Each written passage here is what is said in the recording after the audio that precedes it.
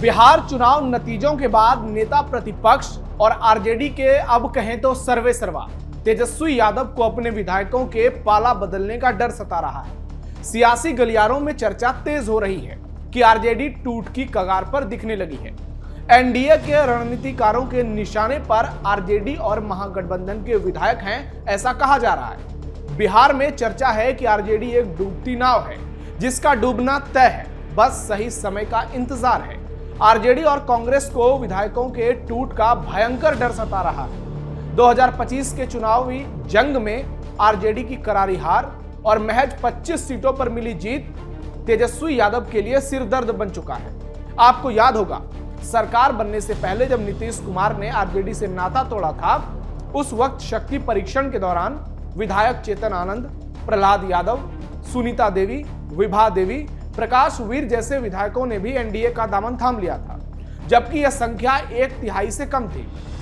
दल बदल कानून के तहत विधायकी जा सकती थी, पर यह तय करना विधानसभा स्पीकर का काम होता है और इसी डर से तेजस्वी घबराए हुए हैं, क्योंकि इस बार स्पीकर भी बीजेपी का है। दूसरी ओर बिहार में बुलडोजर एक्शन से पप्पू यादव बेहद परेशान है। अवैध अतिक्रमण पर कार्रवाई उनको भीतर से झकझोर रही है और वो घड़ियाली आंसू बहा रहे हैं।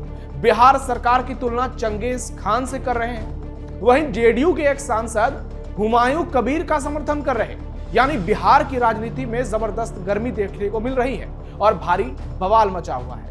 नमस्कार, कैपिटल टीवी बिहार में आपका स्वागत है। मैं हूं नवेंदु शेखर झा। आज के इस वीडियो में बात करेंगे तेजस्वी के डर, पप्पू यादव के आंसू और जेडीयू सांसद के बयान पर, जिससे बिहार में सियासी गलियारों में काफी कुछ फुसफुसाहट होने लगी है। क्या टूटने वाली है तेजस्वी यादव की आरजेडी? एनडीए के संपर्क में आ गए हैं कई विधायक। बुलडोजर एक्शन से बौखलाए पप्पू यादव। जेडीयू सांसद के बयान पर हो गया घमासान। आरजेडी में टिकट बंटवारे से जो नाराजगी उपजी, अब बिहार चुनाव के बाद राजनीतिक विद्रोह का रूप लेने लगी है, जिसने आरजेडी के भविष्य की राजनीति और उसकी आंतरिक व्यवस्था पर गंभीर सवाल खड़े कर दिए हैं। एक और जहां हारे हुए या फिर टिकट नहीं मिले हुए उम्मीदवार नाराज हैं, तो दूसरी ओर पार्टी विधायकों में टूट की चर्चा है और कहा जा रहा है कि 10 से 13 विधायक एनडीए के संपर्क में हैं, यानी कभी भी खेला हो सकता है और तेजस्वी को पूरी तरह से कमजोर वो कभी भी हो सकते हैं। वहीं आरजेडी की महिला अध्यक्ष रह चुकी रितु जायसवाल ने नई पार्टी बनाने की घोषणा कर दी है। उन्होंने सोशल मीडिया पर पोस्ट करते हुए इस बात की जानकारी दी। वहीं अब मैं बर्बाद हो चुकी हूं कहने वाली आरजेडी नेता सीमा कुशवाहा ने भी कुछ दिनों पहले बवाल मचाया था। खास बात यह है कि दोनों ही महिला आरजेडी की कोई बहुत बड़ी स्टार नेता नहीं है। दोनों की अपनी ठीक ठाक फैन फॉलोइंग है और दोनों दावा करते हैं कि उनके पास उनके समर्थक हैं। अब दोनों के आरोपों में भी समानता नजर आ रही है। रितु जायसवाल ने नई पार्टी बनाने का ऐलान किया और आरजेडी पर हमला बोलते हुए पोस्ट में लिखा, अगले कुछ महीनों में मैं बिहार के युवाओं से, खासकर महिलाओं से संवाद करूंगी। इस संवाद के आधार पर मैं एक राजनीतिक पार्टी बनाने पर विचार करूंगी। एक ऐसी राजनीतिक पार्टी जहां महिलाओं को उचित प्रतिनिधित्व मिले, जहां युवाओं को आगे बढ़ने का मौका मिले, जहां टिकटों की खरीद फरोख्त ना हो और जहां परिवारवाद के लिए कोई जगह ना हो। आपके सुझाव और आपकी आलोचना दोनों का ही स्वागत होगा। आरजेडी ने परिहार विधानसभा से रितु जायसवाल को टिकट नहीं दिया और वो निर्दलीय चुनावी मैदान में उतरी। वहीं बीते 23 नवंबर को सीमा कुशवाहा ने अपने एक्स हैंडल पर एक के बाद एक कई ट्वीट कर अपनी हताशा जाहिर की। मैं अब बर्बाद हो चुकी हूं, यह तक लिख दिया। रोहतास की सीमा कुशवाहा आरजेडी में सक्रिय भूमिका निभाती रही हैं। तेजस्वी के साथ उनके कई फोटोज वायरल होते हैं। पिछले चुनाव में उन्हें पार्टी की ओर से टिकट नहीं मिला, लेकिन इस बार भी उनको उम्मीद थी कि मिलेगा, लेकिन वो भी नहीं हुआ। उन्होंने पार्टी के लिए प्रचार किया, विशेष तौर पर भोजपुरी स्टार खेसारी लाल यादव के लिए काफी मेहनत भी की, लेकिन खेसारी लाल भी चुनाव हार गए। कुल मिलाकर पार्टी के नेताओं को पार्टी में विश्वास नहीं मिल पा रहा है, जो तेजस्वी के लिए एक बड़ा सिरदर्द है। दोनों नेता का पार्टी को लेकर मतभेद और मनभेद अब व्यक्तिगत शिकायत तक सीमित नहीं है, बल्कि यह संगठनात्मक असंतोष का संकेत बन गया है और लोग कह रहे हैं कि पार्टी में महिलाओं का कद्र नहीं है।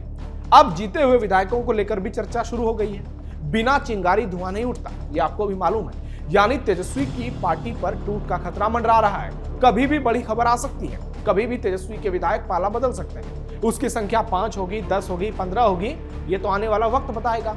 लेकिन सियासी गलियारों में जो फुसफुसाहट है, जरूर कहीं से चिंगारी भड़की है। सांसद पप्पू यादव फिर फूट फूट कर रोए। बिहार में बुलडोजर एक्शन के बाद पूर्णिया सांसद पप्पू यादव मौके पर पहुंचे, बेगूसराय और बिहार सरकार पर जमकर प्रहार किया। उन्होंने कहा कि बिहार सरकार चंगेज खान की सरकार है, यह किसके आदर्श पर कार्रवाई की जा रही है? कोर्ट का भी ऑर्डर नहीं है और बिना बताए गरीबों के घर तोड़े जा रहे हैं। पप्पू यादव का कहना है कि हमने इस मामले को सदन में उठाया और सरकार के मंत्री से बात की। हमारी मांग है कि पहले उन लोगों को बसाने की व्यवस्था की जाए, उसके बाद ही किसी तरह का एक्शन लिया जाए। उन्होंने सवाल उठाया कि क्या बिहार में गरीब लोगों को रहने का अधिकार नहीं है? ये इंस्पेक्टर राज चल रहा है। उन्होंने कहा आम लोगों का अच्छा दिन नहीं आया है, न चप्पल वाले को जमीन पर रहने दिया जा रहा है, न हवा में इंडिगो मामले में 1-1 लाख रुपए का टिकट लौटाया जा रहा है। विश्व गुरु बनने की बात करने वाली सरकार गरीबों को झोपड़ी में रहने से भी रोक रही है। उन्होंने कहा कि बिहार की सरकार 3-4 लोगों के हाथों बंधक बनी हुई है। इतना बड़ा जुल्म जालियांवाला बाग में भी नहीं हुआ था। पप्पू यादव ने कहा कि इसमें विपक्ष की भी असफलता है। अगर विपक्ष के लोग एकजुट हों, एक मुट्ठी चावल को लेकर पीड़ितों के पास आते तो कुछ राहत मिलती। उन्होंने सरकार से मांग की है कि ठंड के मौसम में इस कार्रवाई को तुरंत रोकी जाए और पहले लोगों को बसाया जाए, उसके बाद कोई कार्रवाई देखने को मिले। अगर ये कार्रवाई गलत हुई तो पप्पू यादव सही है, लेकिन अगर ये कानूनी है जैसा कि एनडीए के नेता कह रहे हैं तो फिर पप्पू यादव जानबूझकर घड़ियाली आंसू बहा रहे हैं। वो ऐसे ही कई बार फूट फूट कर रो चुके हैं और वो दिखाने की कोशिश करते हैं कि वो लोगों के बहुत बड़े मसीहा हैं। बाबरी मस्जिद पर जेडीयू सांसद का बड़ा बयान। जेडीयू सांसद कौशलेंद्र कुमार ने सोमवार को पश्चिम बंगाल के मुर्शिदाबाद में बाबरी मस्जिद की नींव रखने वाले टीएमसी विधायक हुमायूं कबीर का बचाव किया। कबीर को टीएमसी से निलंबित किया जा चुका है। नालंदा संसदीय क्षेत्र में उन्होंने मीडिया से बातचीत की और कहा कि संविधान सभी नागरिकों को अपने धर्म का पालन करने का और प्रचार करने का अधिकार देता है। अगर मस्जिद बनाना मुस्लिम भावनाओं के अनुरूप है तो किसी को भी इससे समस्या नहीं होनी चाहिए। मुसलमानों को बाबरी मस्जिद बनाने का अधिकार है। केंद्र और बिहार में बीजेपी की सहयोगी पार्टी के नेता कौशलेंद्र कुमार ने बीजेपी के उस रुख से खुद को अलग बताया जिसमें कहा गया कि बाबर की याद में मस्जिद बनाना आक्रमणकारी का सम्मान है। उन्होंने कहा मैंने बाबर को नहीं देखा, ना ही मुझे ज्यादा जानकारी है कि वो क्या था, लेकिन आजादी के बाद से हम संविधान का पालन कर रहे हैं जो धार्मिक स्वतंत्रता की गारंटी देता है। जब उनसे पूछा गया कि बीजेपी प्रस्तावित मस्जिद निर्माण का विरोध कर रही है जहां कुछ महीने में विधानसभा चुनाव है, तो जेडीयू सांसद ने चौंकाने वाला बयान दिया। उन्होंने कहा हालात वैसे नहीं है जैसा आप दिखा रहे हैं, यानी बिहार में सियासत फुल है। जेडीयू के सांसद का बयान ये बताता है कि शायद सांसद किसी बात से नाराज हो सकता है वो कुछ और चाह रहे हो, लेकिन उन्हें मिला नहीं है अब तक। लेकिन एक बात तो तय है, एनडीए सरकार में सब कुछ ठीक नजर आ रहा है, लेकिन कुछ नेता पार्टी लाइन से, गठबंधन लाइन से हटकर मीडिया में बने रहने के लिए ऐसी बयानबाजी करते हैं। अभी जीतन राम मांझी का आप उदाहरण ले लीजिए, जो कि अक्सर कुछ न कुछ ऐसा बोल देते हैं, उनको लगता है कि वो मीडिया में बने रहेंगे। और यही हाल जेडीयू के कई सांसद का है, चाहे वो भागलपुर के सांसद अजय मंडल हैं, जिन्होंने इस्तीफा तक दे दिया था लेकिन फिर पार्टी में दौड़ कर आ गए। तो बिहार में सियासत जबरदस्त है। बुलडोजर एक्शन पर, सरकार के एक्शन पर, विकास कार्य पर और तेजस्वी यादव की पार्टी में टूट को लेकर भी हर ओर बातें चल रही है। बिहार में जो सियासत देखने को मिल रही है वो विधानसभा चुनाव के बाद पूरी बदली बदली नजर आ रही है। एक और बुलडोजर एक्शन की गूंज है तो दूसरी ओर नीतीश कुमार के विकास परियोजनाओं की गूंज है। एनडीए लगातार दावा कर रहा है कि वो बिहार को आगे बढ़ाने के लिए बड़ा बड़ा फैसला कर रहा है। जी हाँ, और उसी में से एक फैसला है सम्राट चौधरी ने जो ऐलान किया है बिहार में 100 फास्ट ट्रैक कोर्ट की स्थापना। जी हाँ, अपराध को कंट्रोल करने के लिए, बिहार में कानून व्यवस्था को बनाए रखने के लिए और अपराधियों को बिहार से हमेशा के लिए खदेड़ने के लिए फास्ट ट्रैक कोर्ट की स्थापना की जाएगी। इसमें पटना में सबसे ज्यादा 8 कोर्ट होंगे, जबकि भागलपुर समेत कई ऐसे जिले हैं जिनमें 4-4 फास्ट ट्रैक कोर्ट की स्थापना होगी, जबकि नौगछिया और बगहा जो पुलिस जिले हैं उनमें भी एक फास्ट ट्रैक कोर्ट का स्थापना होगा। यानी बिहार सरकार फुल एक्शन में नजर आ रही है और सरकार की तैयारी पूरी है कि इस बार आने वाले चुनाव में, चाहे वो लोकसभा का चुनाव हो या फिर विधानसभा का चुनाव हो, उससे पहले अपने तमाम वादों को पूरा किया जाए। यानी जो मैनिफेस्टो में उन्होंने वादा किया है उस वादा को जमीन पर उतारना है, चाहे वो सरकारी नौकरी का वादा हो या फिर कानून व्यवस्था का।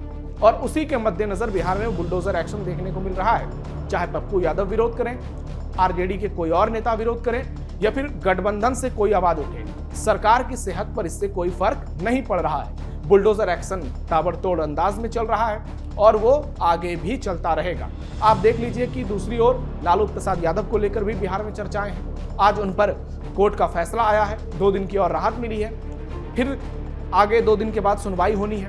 तो लालू प्रसाद यादव का जेल जाना तो तय है, हालांकि कुछ समय जरूर लग रहा है, लेकिन जिस तरह से लालू परिवार डरा हुआ है, तेजस्वी यादव यूरोप भाग चुके हैं, उससे लग रहा है कि ना परिवार की स्थिति ठीक है, ना पार्टी की स्थिति ठीक है।